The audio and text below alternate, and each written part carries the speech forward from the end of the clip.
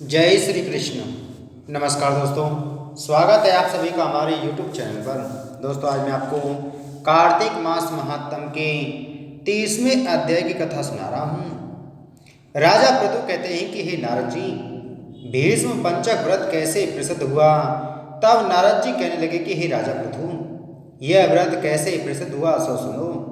श्री कृष्ण जी ने भीष्म को इस व्रत का वृतांत कहा और भीष्म ने इस व्रत को किया था। इसी से यह भीष्म पंचक व्रत कहलाया। जब पांडवों ने श्री कृष्ण को दूत बनाकर दुर्योधन के पास भेजा तो विदुर जी के पास आए। विदुर ने उनका बड़ा सत्कार किया, क्योंकि भगवान तो प्रेम से प्रसन्न होते हैं। धन शूरवीरता और पांडित इनको नहीं देखते। जिस भगवान के पलक के इशारे से यह सारा संसार निर्मित तथा पोषित होता है और अंत में नाश को प्राप्त हो जाता है, देवता लोग भी जिनको जानने में असमर्थ हैं, वही भगवान अपने भक्त कुंती के पुत्रों का कार्य करने के लिए स्वयं दूत बनकर आए। तब भीष्म जी उनका आगमन सुनकर मिलने के लिए आए। भीष्म जी का आगमन सुनकर श्री कृष्ण जी ने उनको नमस्कार किया। फिर भीष्म जी कहने लगे कि हे भगवान, आप त्रिलोकी के नाथ हैं। ब्रह्मा आदि देवता भी आपकी माया को नहीं जान सकते। वहीं आप पांडवों के दूत बनकर आए हैं। ऐसा पांडवों के पास क्या वशीकरण मंत्र हैं जिनके प्रभाव से आप उनके इतने वशीभूत हो। सो हे कृपालु, आप सर्वज्ञ हैं, इसका कारण बतलाइए। आप तो समदर्शी हैं, किंतु आप श्रद्धालुओं को छोड़कर पांडवों के दूत तक बन गए। तब श्री कृष्ण जी हंसकर कहने लगे कि हे गंगा पुत्र, यद्यपि यह बहुत बड़ी गुप्त बात है, फिर भी मैं तुमसे कहता हूँ।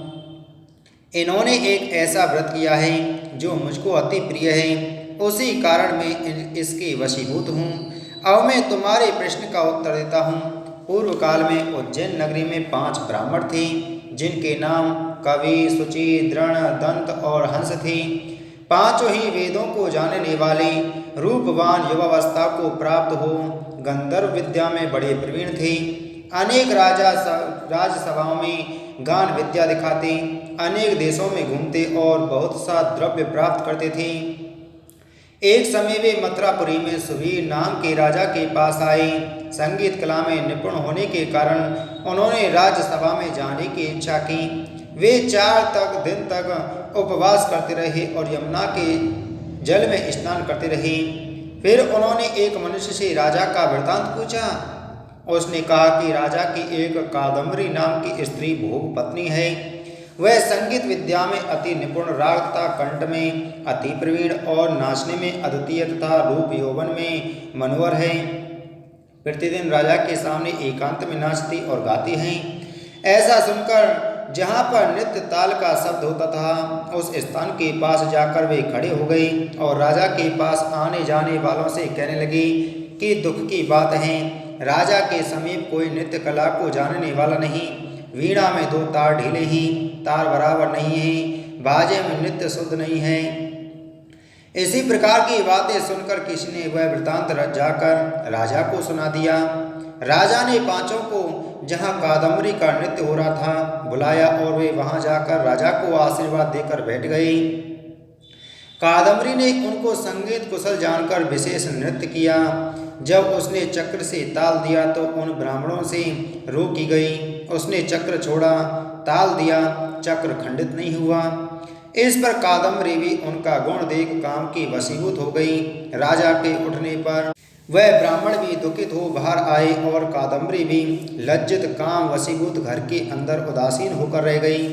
फिर चोरी से एक सखी को ब्राह्मणों के पास भेजा और उनको यह संदेश दिया कि तुम 5 में से एक प्रतिदिन आकर मुझको एकांत में अपनी विद्या और गुण दिखाओ।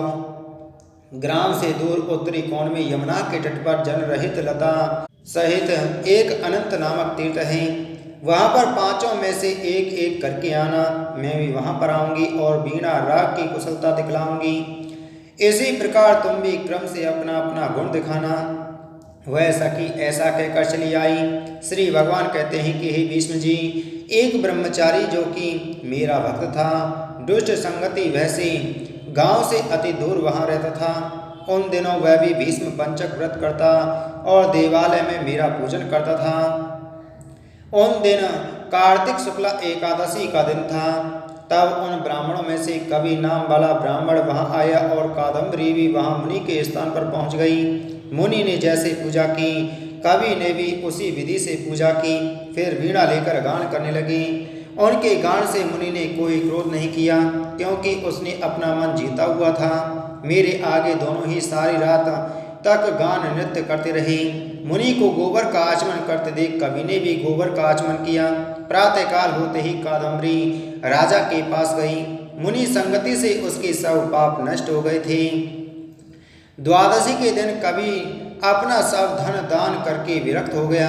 दूसरे दिन शुचि आया और उसने भी उसी तरह मुनि को देखकर हमारा पूजन किया और रात भर कादम्बरी के साथ नाच तथा गान करता रहा।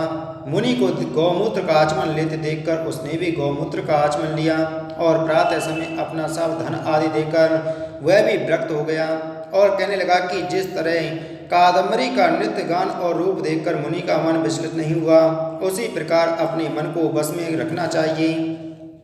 इसी तरह त्रयोदशी के दिन कादम्बरी को देखने के लिए दृढ़ नाम वाला ब्राह्मण आया।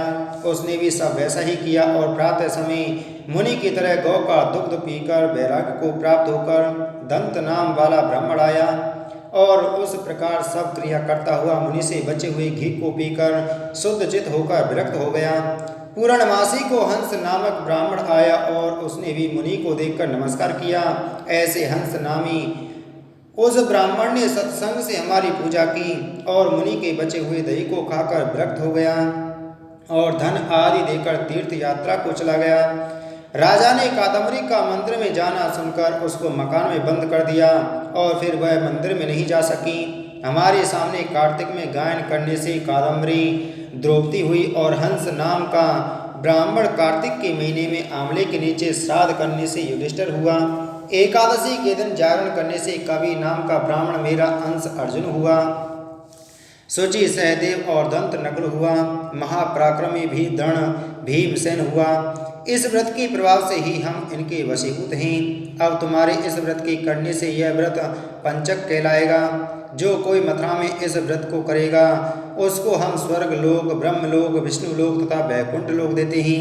नारद जी कहते हैं कि इस व्रत का वृतांत सुनकर विष्णु जी अति प्रसन्न हुए और सदैव वर्ष के वर्ष इस व्रत को करते रहे। इसी कारण इस व्रत का नाम भीष्म पंचक हुआ। जिस समय भीष्म जी बाणों की सैया पर पड़े थे तब भगवान कृष्ण उनके सम्मुख आए और जब तक देह का त्याग नहीं किया उनके सामने खड़े रहे। सारी रात भगवान के भजन आदि गाकर भगवान को जगावे। ब्रह्म कोर्चक व्रत धारण करके पीपल, तुलसी और आंवले का विधिवत पूजन करें। दही, चावल, गन्ना, मूली इनका दान करें। सूत से आंवला तथा पीपल को लपेटें। पूर्णिमा को श्राद्ध करें। श्रद्धा अनुसार ब्राह्मण भोजन करा के दक्षिणा दें। इति श्री कार्तिक मास महात्म 30वां अध्याय संपूर्ण। बोलो कार्तिक मास महात्म की जय। बोलो विष्णु भगवान की जय।